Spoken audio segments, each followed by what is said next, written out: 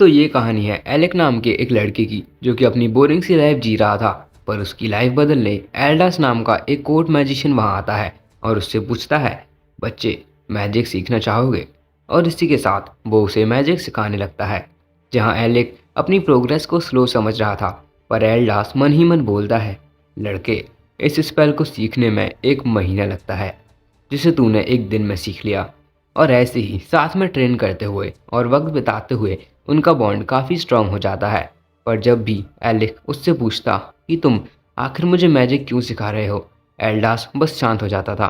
पर एक दिन फाइनली एल्डास को कैपिटल छोड़कर जाना पड़ता है। एलिक, अगर तुम्हें कभी मौका भी मिले तब भी तुम कभी कोर्ट मैजिशियन मत बनना। तो एल्डास, आखिर तुमने मुझे मैजिक क्यों सिखाया? तुम बस ये समझ लो कि ये तुम्हारी माँ का एहसान था। तब हम 7 साल बाद का सीन देखते हैं, जहाँ रॉयल मैजिक एकेडमी के अंदर एलेक होता है, जो कि एल्डास के बारे में देख रहा था।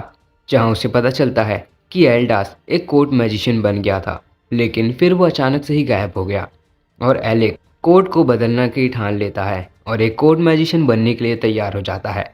जिसके अगले सीन में हम उसे गाल्डाना के प्रिंस रेगुलस के साथ एक डंजन में देखते हैं, जहां प्रिंस उसे उसकी कोर्ट मैजिशियन की रैंक से हटा देता है, क्योंकि प्रिंस को एलेक यूजलेस लग रहा था। और ये सब इसलिए क्योंकि पिछले डंजन में एलेक बस सपोर्ट स्पेल्स का यूज़ कर रहा था और बार बार वापस चलने की कह रहा था, और इसलिए प्रिंस उसे उसकी पोजीशन से हटा देता है। पर असल में एलेक ने कैलकुलेशंस करी थी कि अगर प्रिंस अपनी प्रेजेंट लेवल पर अगर डंजन के 30th फ्लोर पर जाएगा तो वो वापस नहीं आ पाएगा, और इसलिए एलेक उसे बार बार रोक रहा था। और एलेक अगले दिन किंग को इस चीज़ के बारे में इन्फॉर्म करने भी जाता है, लेकिन उसे कोर्ट में अंदर जाने ही नहीं दिया जाता और उसे कोर्ट से निकाल दिया जाता है। जिसके बाद एलेक टाउन में जा ही रहा था कि तभी उसके सामने एक लड़की आती है, जो कि एलेक के पास उसे गले लगा लेती है। और उनके बात करने पर हमें पता चलता है कि इस लड़की का नाम एक्रोस है, जो कि एलेक से 4 साल बाद मिली है और पहले उसकी क्लासमेट थी। और एलेक की कहानी सुनने के बाद एक्रोस कहती है, एलेक, क्या तुम्हें याद है कि हमने 4 साल पहले ये प्रॉमिस किया था कि मैं अपनी पार्टी में तुम्हें ज़रूर लूँगी, और आज मैं इसलिए यहाँ आई हूँ। क्या तुम मेरी पार्टी में आना चाहोगे? और एलेक भी उसके इस ऑफर को एक्सेप्ट कर लेता है और उसके साथ फिजल नाम की एक जगह जाने लगता है। वहीं दूसरी तरफ प्रिंस एलेक की पूछता है। तब फिलेजी कहती है, उसने ये राज्य छोड़ दिया है और वो अब शायद एक एडवेंचरर बन चुका है। लेकिन उसे छोड़िए प्रिंस, आज से हमारी पार्टी में एक प्रॉपर नोबल काम करेगा और हम लोग जल्द ही एक ऐसे डंजन में जाएंगे जिसमें पहले कोई भी नहीं गया होगा।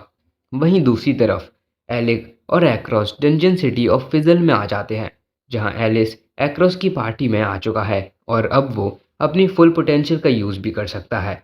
तो एपिसोड 2 की शुरुआत में हम देखते हैं कि एलेक और योरहा वेलकम पार्टी एंजॉय कर रहे थे। तभी योरहा एक ही बोतल में सो जाती है। तभी एलेक के पीछे एक तगड़ा सा आदमी आता है जो कहता है, तो तुम एक नौसिखिए हो हाँ? लेकिन एलेक उसे इग्नोर मार देता है। तभी वो गुस्से में आता है और वो एलेक पर हमला कर देता है, लेकिन एलेक अपनी शील्ड से उसे ब्लॉक करता है।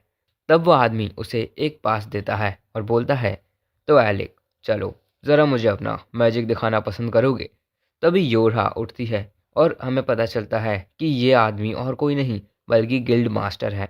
तब वो गिल्ड मास्टर उन्हें एक एरिना में लाता है और बताता है, ये है एक अंडरग्राउंड एरिना और यहाँ पर हम उन पार्टीज़ का टेस्ट लेते हैं जो कि रैंक अप के लिए बोलती हैं।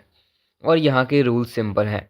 एलेक, तुम्हें बस मुझे अपने मैजिक से इम्प्रेस करना है। और हाँ, मेरा नाम है लेइजल योगर्ट। मैंने ये नाम सुना है।